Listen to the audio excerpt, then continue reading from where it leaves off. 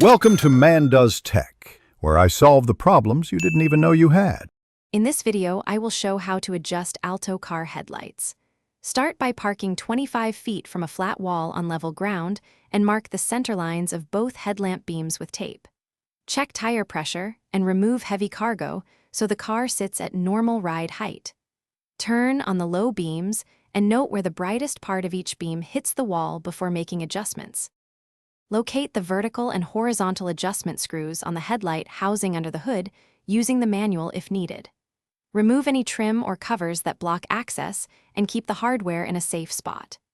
Use the correct driver like a Phillips or 8mm socket to avoid stripping screws.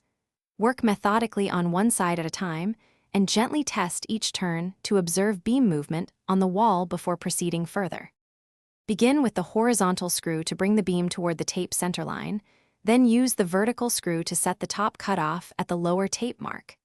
Make small adjustments of about 1/4 turn and wait for the beam to settle, then step back 25 feet to check alignment. Repeat for the other headlight, and finally test drive at night to confirm comfortable visibility without blinding oncoming drivers. Thanks for watching. If you found this helpful, don't forget to like and subscribe.